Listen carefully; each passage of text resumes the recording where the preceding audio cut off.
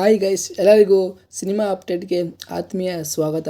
James Cameron ಅವರ ಜನಪ್ರಿಯ avatar ಸೀರೀಸ್ನ ಮೂರನೇ ಸಿನಿಮಾ ಅಂದರೆ avatar part 3 fire and ash ಕಳೆದ ಶುಕ್ರವಾರ ಬಿಡುಗಡೆಯಾಗಿದ್ದು ಗಳಿಕೆಯಲ್ಲಿ ಭಾರೀ ಯಶಸ್ಸು ಸಾಧಿಸಿದೆ.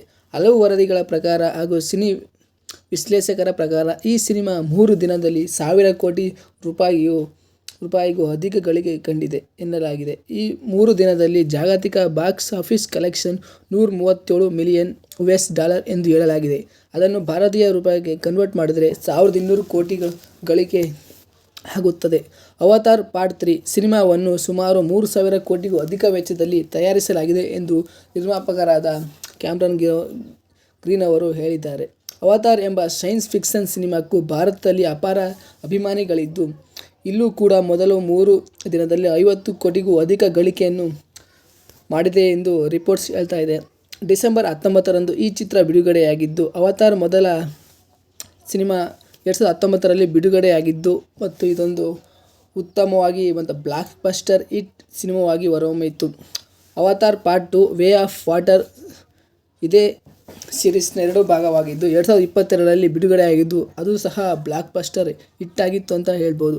2045ರ ಸಮಯದಲ್ಲಿ ಭೂಮಿಯಿಂದ ಮಾನವರು ಪಂಡೋರಾ ಎಂಬ ಕಾಲ್ಪನಿಕ ಲೋಕಕ್ಕೆ ಹೋಗಿ ಅಲ್ಲಿನ ಅಮೂಲ್ಯ ವಸ್ತುಗಳನ್ನು ತರಲು ಪ್ರಯತ್ನಿಸುತ್ತಾರೆ. ಆಗ ಅಲ್ಲಿನ ಮನುಷ್ಯರಂಥ ಜೀವಿಗಳಿಂದ ಭೂಮಿಯ ಮಾನವರಿಗೆ ಎದುರಾಗುವ ಪ್ರತಿರೋಧ, ಪರಸ್ಪರ ಹೋರಾಟದ ಅಂಶಗಳನ್ನು ಅವತಾರ್ ಕಥೆಯು ಹೊಂದಿದೆ.